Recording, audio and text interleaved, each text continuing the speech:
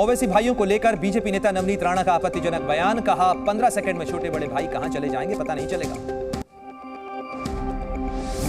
अहमदाबाद में दरगाह की जमीन को लेकर हुआ विवाद। दो गुट आपस में भिड़े। हिंसक टकराव में कई पुलिस वाले भी घायल हुए। हिरासत में लिए गए कई आरोपी।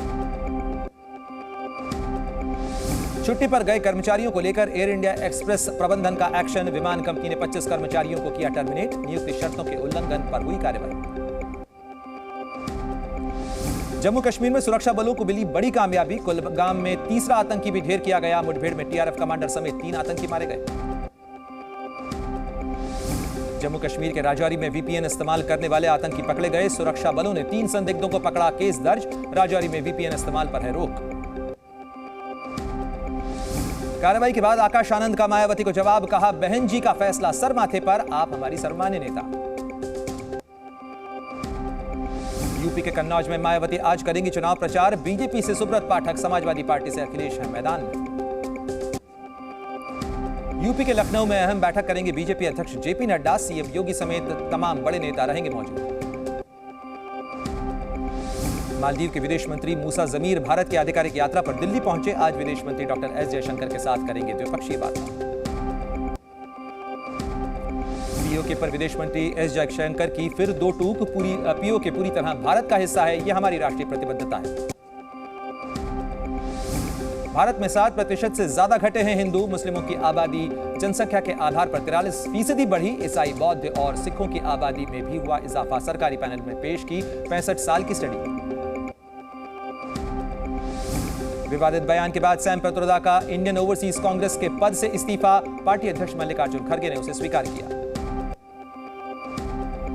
उमेश पाल हत्याकांड में आरोपी अतीक के बेटे का बयान दर्ज। उमर ने किए कई सनसनीखेज खुलासे। कहा उमेश पाल की वजह से हो रहा था नुकसान।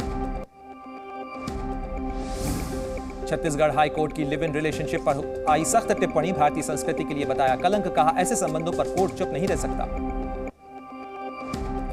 मध्य प्रदेश के धार की भोजशाला में सर्वे का 49वां दिन। टीम के 14 अधिकारी 22 मजदूर पहुंचे भोजशाला। मध्य प्रदेश के शहडोल में नाबालिग से गैंगरेप पर हुआ एक्शन। 5 आरोपियों के घर पर चलाया गया बुलडोजर। आरोपियों पर कई मामलों में केस दर्ज। यूपी के बागपत में 2 पक्षों के बीच मारपीट। चले लाठी डंडे। महिलाओं समेत कई लोग घायल हुए। पुलिस के बीच बचाव के बाद मामला शांत हुआ। गुजरात बोर्ड के 12वीं का रिजल्ट हुआ जारी। 82.45% बच्चों ने किया पास। दक्षिण ब्राजील में भारी बारिश और बाढ़ ने मचाई तबाही। अब तक 100 से ज्यादा लोगों की हुई मौत। 128 लापता हैं। 2,30,000 लोग हुए विस्थापित। हमास से युद्ध के बीच इजराइल को अमेरिका का झटका। राफा पर हमले के लिए अमेरिका ने हथियार देने से किया इनकार। पाकिस्तान में सत्ताधारी गठबंधन का बयान। कहा 9 मई की हिंसा का इतिहास काला दिन है। पिछले साल उपद्रवियों ने बड़े पैमाने पर की थी हिंसा।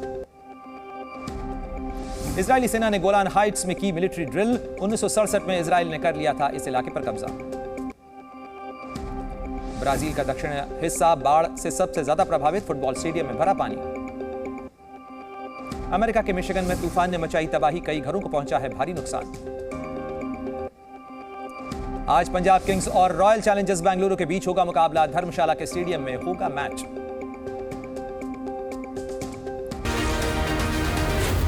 Zee News.